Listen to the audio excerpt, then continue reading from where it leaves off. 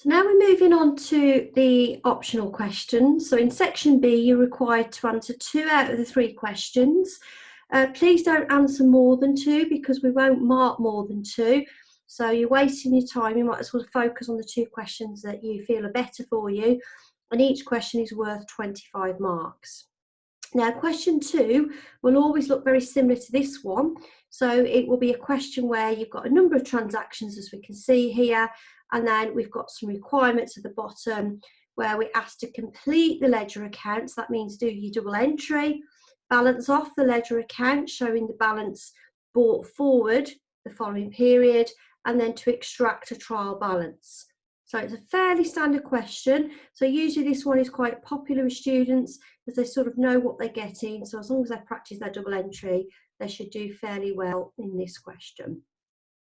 Now, the first thing you need to do is to identify what the double entry is going to be. And in fact, you could do this in your reading time again, because remember, you're allowed to make notes on the paper. You're just not allowed to use a calculator. And at this point, we don't actually need a calculator. So that's what we're going to start with, considering the double entry. So Dave has started a mobile mechanic business on the 1st of December and he deposits £15,000 of his inheritance into a business bank account. So when you start up a business, you obviously need some money to do that. So the starting entry will be to debit the bank account. It's a debit, remember, think about your rules of dead click. Debits are increases in expenses, assets and drawings. So bank is an asset. The asset for the business is going up, and we're going to credit the capital account. Capital comes from the click side of the rule. So credits are increases in liabilities, income and capital. And capital means the money that the owners invest in. So we're increasing the asset of the business and we're increasing the amount that the owners invest in. Now, once we've set the business up, we can then start doing the business transactions. That moves us on to the first bullet point, where we're transferring £2,000 out of the bank into the cash. So we're going to debit the cash account because the cash asset is increasing because we're putting money in, and we're going to credit the bank because we're taking it out of the bank account, so the bank asset is decreasing. So this is just a movement between your 2 assets. Then we're going to pay some money out of the bank for the month's rent. So the rent is your expense. So you're going to debit your rent expense account because your expenses are being incurred, they're going up. And you're going to credit the bank because that's your payment method that you're using. You're taking the money out of the bank asset, so the bank is going down and the rent expense is going up. Now, number 3, we bought some tools on credit. And we also had some repair parts for 1900. So there's 2 things that are going on here. Now, whenever you're buying anything, think about what sort of business it is. This is a mechanic business. So anything you buy may be an asset, so something you're using to run the business with, or it may be a purchase, i.e. something that you're using to run your business with. So if we look at the first one, then the tools is something that a mechanic would need to use to run his business. So I would class that as an asset. So you're going to debit your tools asset account, okay, to record that resource for running your business. And we're buying them on credit, which means we're not paying for them straight away. So we're going to credit the payables. Credit the payables because you've got a liability. Can't credit the bank like you've been doing here because you're not paying it for straight away. You're creating a liability to pay to a later date.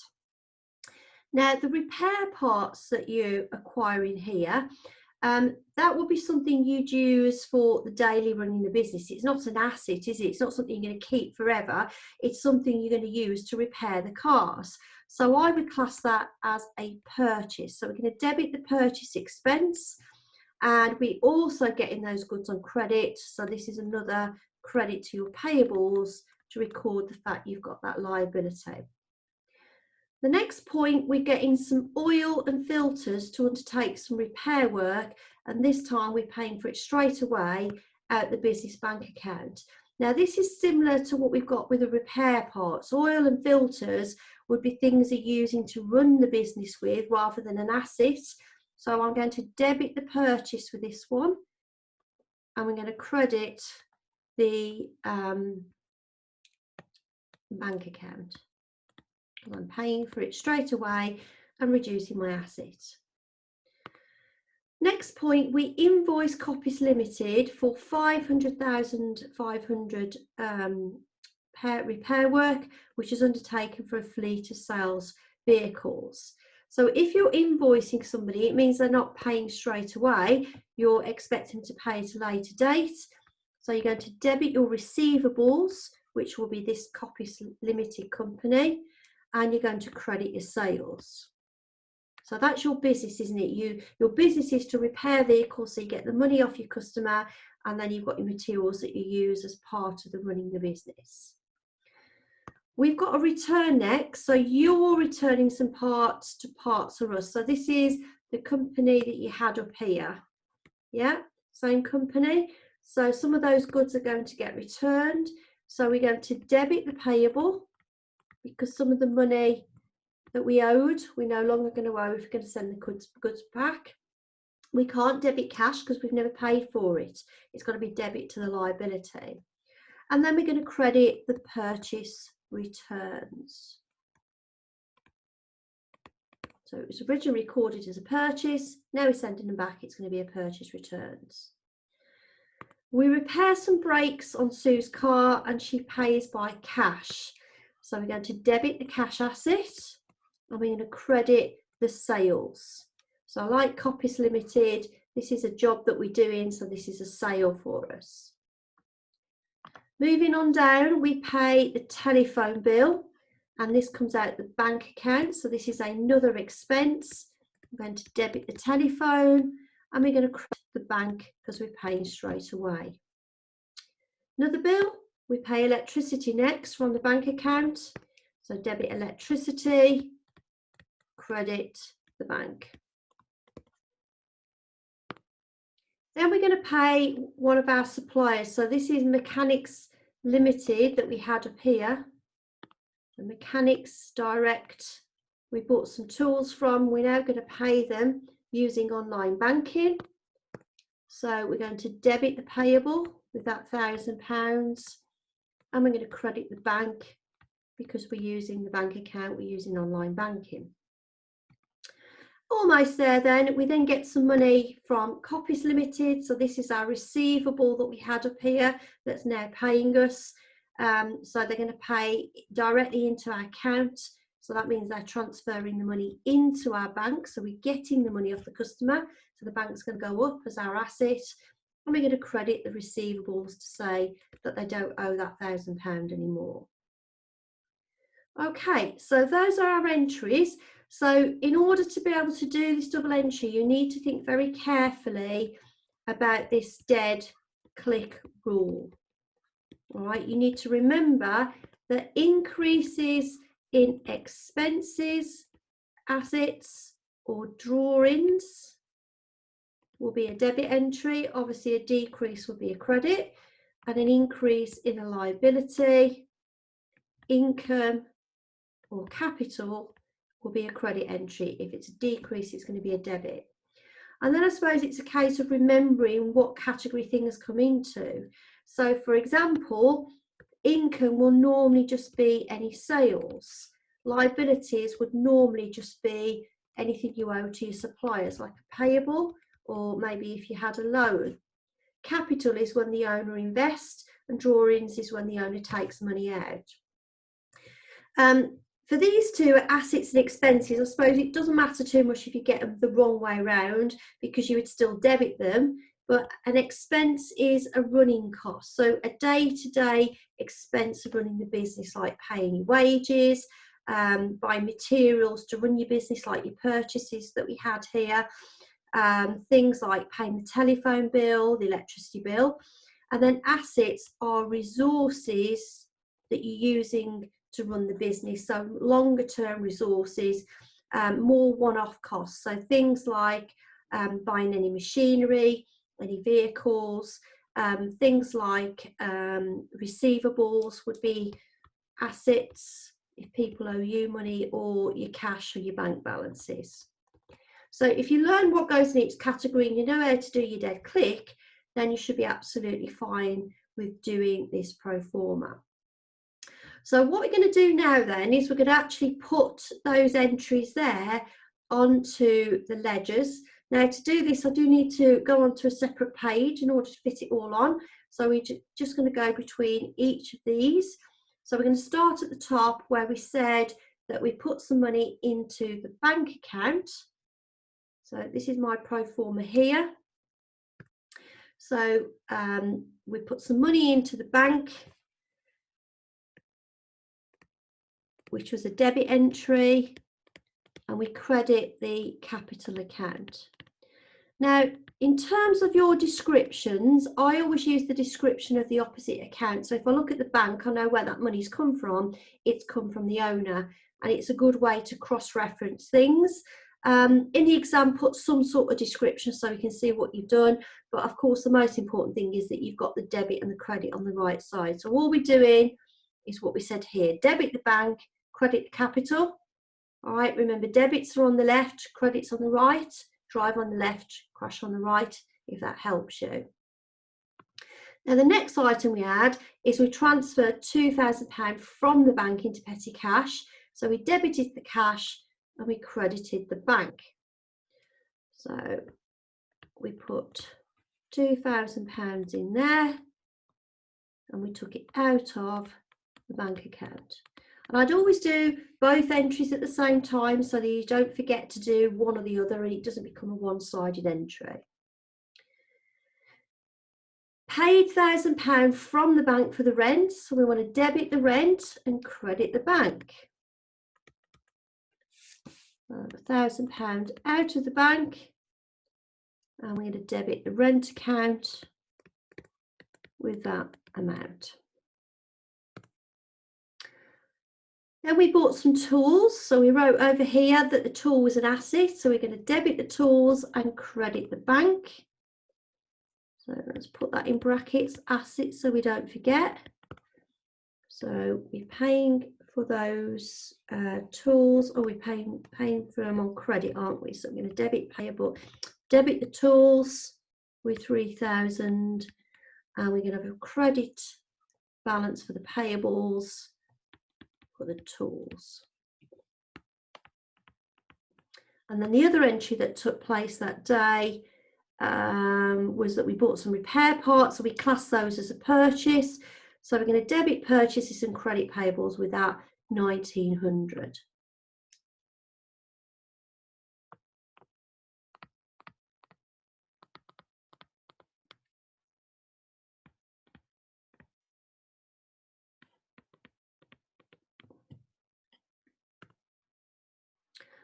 Okay, then we took £1,500 out for personal use. This was a debit to the drawings, so we took money out because the drawings were being created. The owners were removing some money from the bank account. So let's add that in. So we want to debit the drawings, take money out of 1,500 and credit the bank.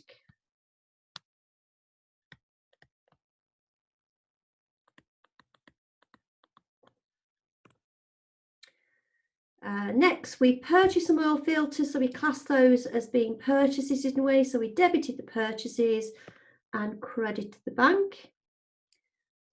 Purchase 200, debit the purchases.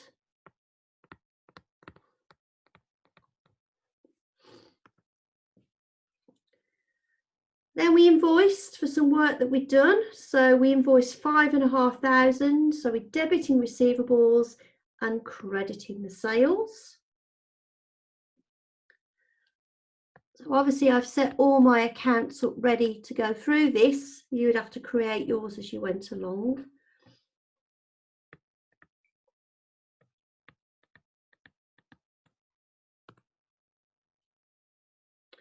Return some faulty parts, £100. So we're going to debit payables and credit purchase returns.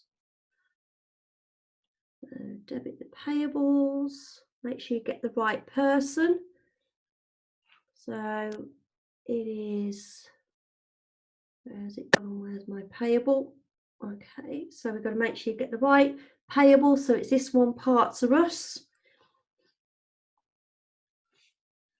So we've got a return for £100, debit the payables and credit the purchase returns. Now I've separated my payables just so you can easily see what's going on here, but you could put them all together if you wanted to. It doesn't really matter. The main thing is that you can follow what you're doing, but I'm keeping them separate just so you can keep a track of, you know, what's going on with each customer and each supplier.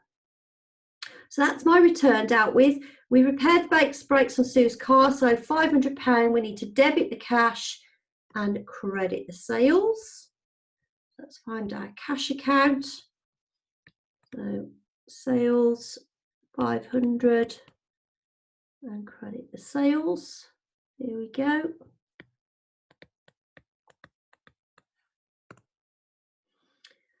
Paid the bill for the telephone, so we're going to debit the telephone with £45 and credit the bank.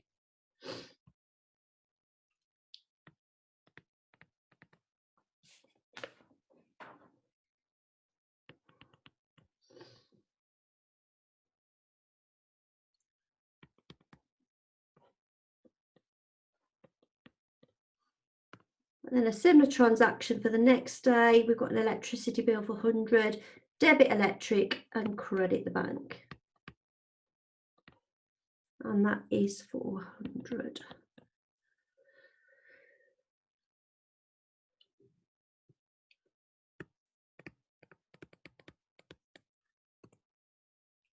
Nearly there. So paid mechanics direct, so that was one of our liabilities. So we're going to debit the payables with 1,000 and credit the bank.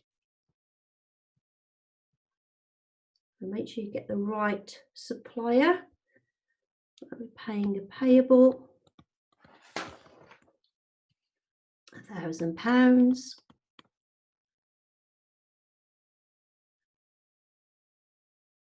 Okay, then this is the one that we want.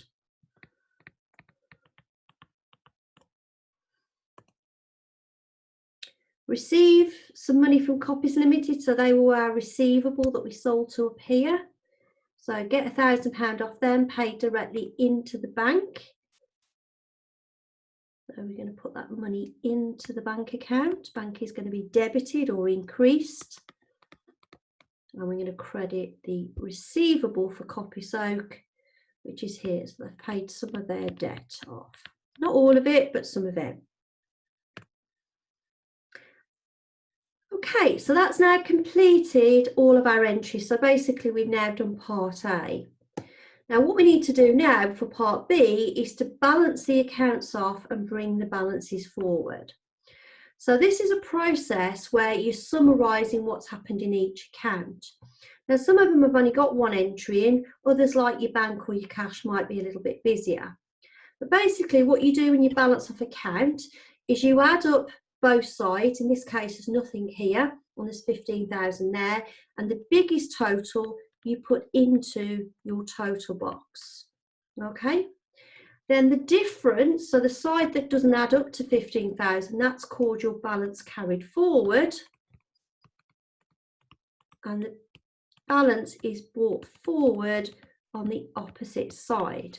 Okay, so what you're saying is overall this account has got a credit balance because all that's happened is I've put some money in. Now don't just leave that 15,000 without balancing it off, because you're actually going to lose 2 marks by not doing your carried forward and your brought forward. So carried forward is what you close it with, brought forward is the new balance. And in fact it's this figure that then goes into your trial balance. So if I finish my trial balance off just for this one to show you, all right, in my trial balance, I will have a debit column and a credit column. So for capital, I will write in that I've got a credit balance of 15,000, all right, which is this balance here. Now, what I would do in the exam, just in case you're under time pressure, is I would balance off all the easy accounts first, i.e. anything that's just got one entry in. So if we do the rent, we've got a debit of 1,000, we've got nothing on the credit side, so we're going to carry forward 1,000, bring forward 1,000. If we look at the tools account, very similar. We've got a debit balance of 3,000 with nothing on the credit. So we're going to carry forward 3, bring forward 3.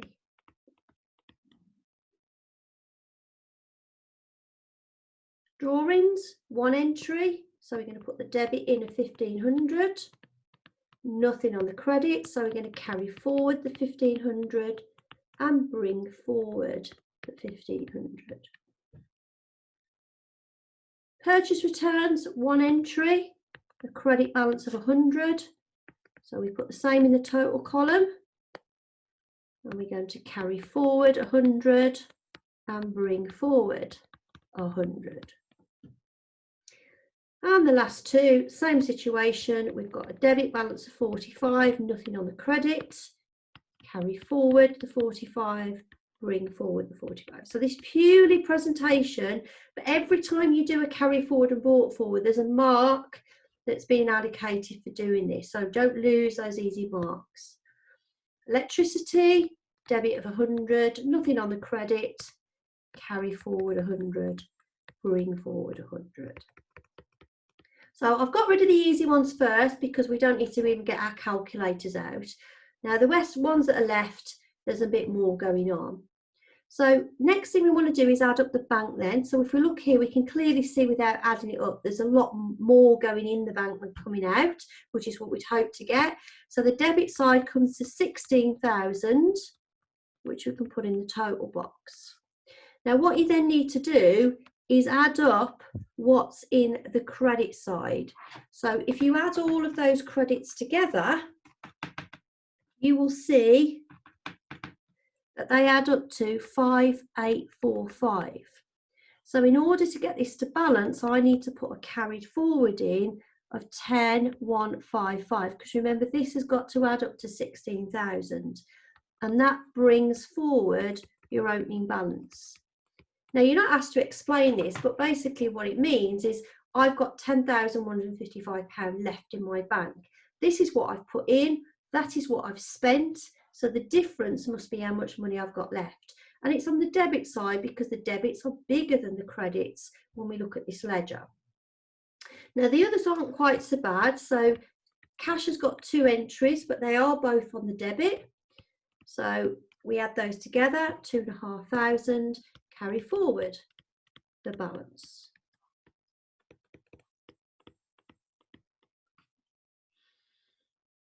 Purchases, similar situation. We've got 2 entries on the debit of 2,100 with nothing on the credit.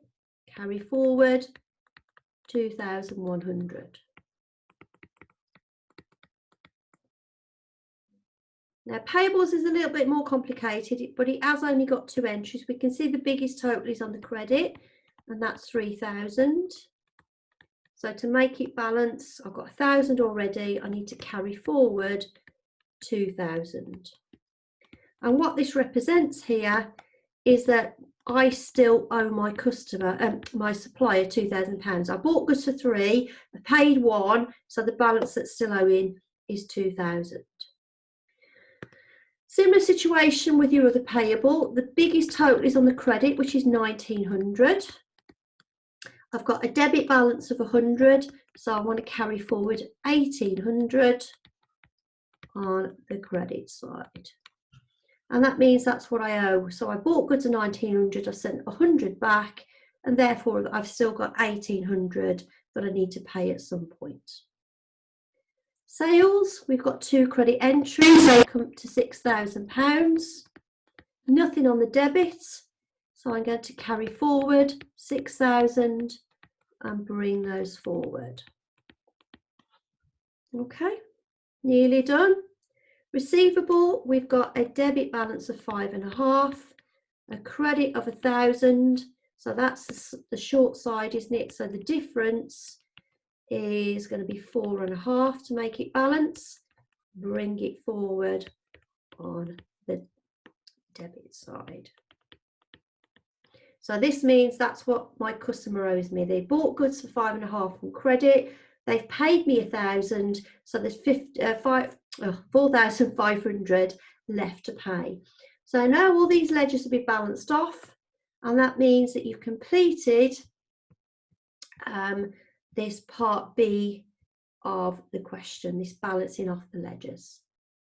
So the final stage then is to extract the trial balance, and all the trial balance is, it's a list of everything that's left as a balance on your ledger. So a trial balance, you're always picking up your brought forward figure. Now in the exam, as long as you copy down your brought forward and you put it in the right column as a debit or a credit, then you will get your marks, because you might have made some adding up errors here. We're not going to penalise you for that again. So highlight or do something so you're picking up the right number. So it's always the brought forward that you want, on whatever side that it appears on.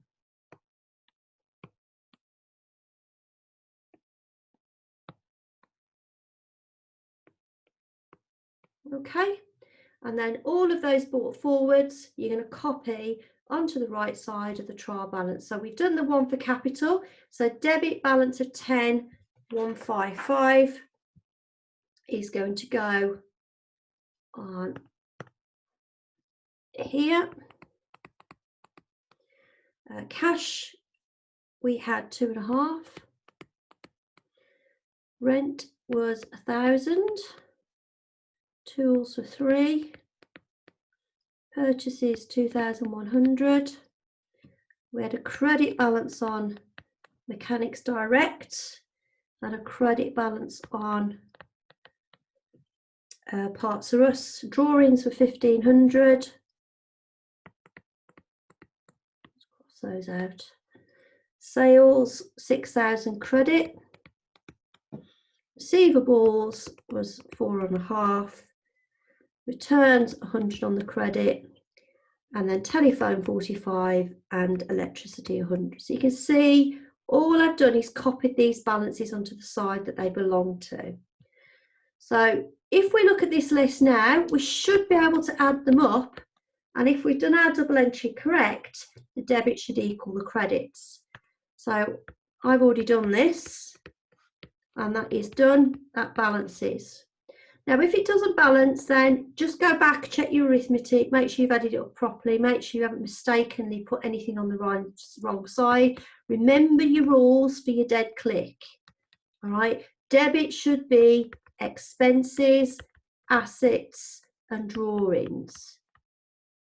So we can see that here, can't we? Here's our expenses, they're on the debit side. We've got an asset, which is a receivable. We've got a drawing, which is there. We've also got another asset up here, which is your tools and your bank, etc. So all my debits are on the credit side.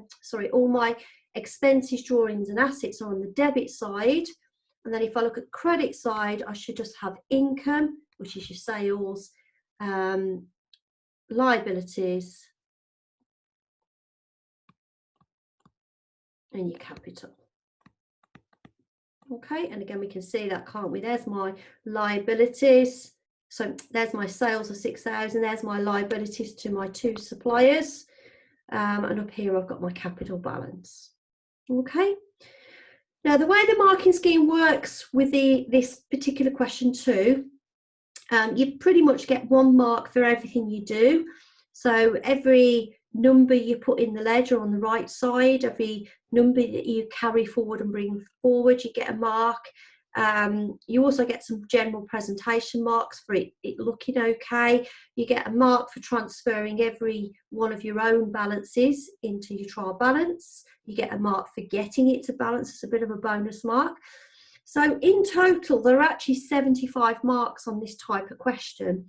And then in order to scale it down, we divide it by 3, which gives you the 25 marks.